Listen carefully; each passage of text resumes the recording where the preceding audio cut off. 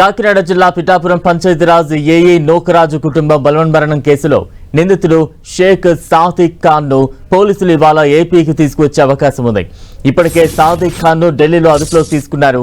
అక్కడ ఓ లాడ్జ్ లో ఉండగా చాకచక్యంగా అరెస్టు చేసినట్లు సమాచారం. అక్కడి నుంచి కాకినాడకు తీసుకురానున్నట్టు తెలుస్తోంది.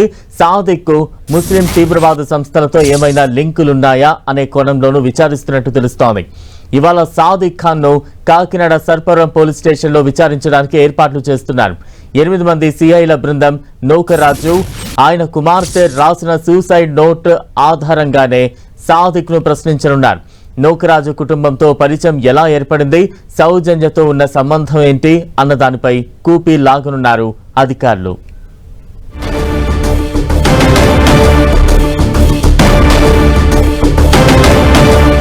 సాదిక్ ఖాన్ ను పోలీసులు కాకినాడ తీసుకురానున్నారు. తాజా అప్డేట్స్ అందించేందుకు మా ప్రతినిధి సతీష్ సిద్ధంగా ఉన్నారు. సతీష్,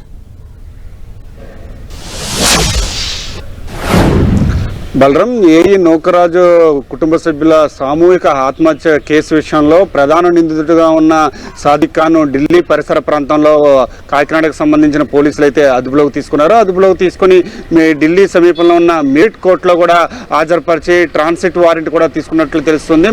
అంటే ఈ రోజు కాకినాడ సాదిక్ని అయితే మాత్రం కాకినాడ సర్పవరం పోలీస్ స్టేషన్కి అయితే తీసుకొచ్చి విచారించనున్నారని కూడా మనం చెప్పుకోవచ్చు. బలరాం, అయితే ఈ కేసుకు సంబంధించి ఏఈ నూకరాజు కుటుంబ సభ్యుల ఆత్మహత్య, అతని అల్లుడు హత్యకు సంబంధించిన కేసులో ప్రధాన నిందితుడిగా సాదిక్ ఖాన్ అయితే ఉన్నాడు. ఈ సాదిక్ ఖాన్ కేసును అయితే మాత్రం పోలీసులు ప్రతిష్టాత్మకంగా తీసుకున్నారు.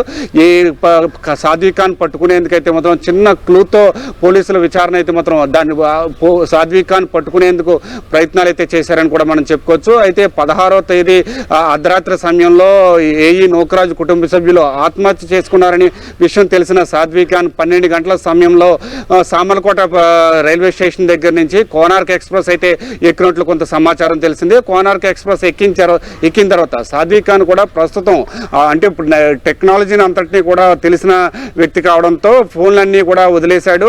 యూపీఐ ట్రాన్సాక్షన్ కూడా అన్ని వదిలేశాడు. డెబిట్ కార్డు కూడా వదిలేసి కేవలం డబ్బులు తీసుకుని సాదిక్ ఖాన్ వెళ్ళినట్లయితే సమాచారం తెలుస్తుంది. అయితే కోనార్క్ ఎక్స్ప్రెస్ లో ఒక అజ్ఞాత వ్యక్తి దగ్గర నుంచి వాళ్ళ సిస్టర్కి ఒక లాయర్కి కూడా ఫోన్ చేసిన క్రమంలో ఆ సిస్టర్కి వచ్చిన ఫోన్ కాల్ ఆధారంగా పోలీసులు అయితే మాత్రం విచారణ అయితే ప్రారంభించారు. ఆ ఫోన్ కాల్ చేసిన వ్యక్తిని విచారించగా కర్ణాటక పరిసర ప్రాంతంలో దిగినట్లయితే మాత్రం కొంత సమాచారం అయితే ఇచ్చారు. అక్కడ కర్ణాటక పరిసర ప్రాంతానికి కూడా పోలీసులు చేరుకుని ఆ ప్రాంతంలో ఉన్న సీసీ ఫుటేజ్ ఆధారంగా తర్వాత సాదిక్ ఖాన్కి సంబంధించిన స్నేహితులు, క్లోజ్గా ఉన్న స్నేహితులు అందరి ఫోన్ నెంబర్ల ఆధారంగా ఏ ఫోన్లు వచ్చినాయి అనే కూపీ లాగ్గా దాంట్లో ఒక స్నేహితుడికి అయితే మాత్రం సాదిక్ ఖాన్ అయితే మాత్రం ఫోన్ చేసినట్లు తెలుస్తుంది. అదేవిధంగా కర్ణాటకలో ఒక వ్యక్తి సీసీ కెమెరాలో కనిపించిన తర్వాత ఆ వ్యక్తిని అడగగా షోలాపూర్ ఎలా వెళ్ళాలని చెప్పి సాదిక్ ఖాన్ అడిగినట్లయితే కొంత సమాచారం తెలిసింది.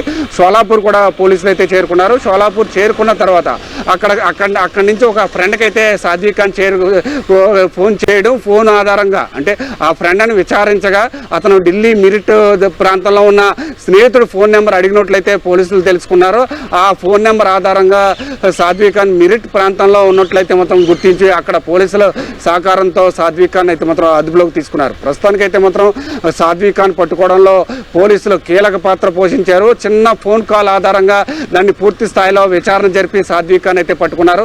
నిన్న గనక సాదిక్ ఖాన్ పట్టుకోకపోతే విదేశాలకు వెళ్ళిపోయే అవకాశం కూడా ఉందని చెప్పి పోలీసుల ద్వారా కొంత సమాచారం అయితే మాత్రం తెలిసింది.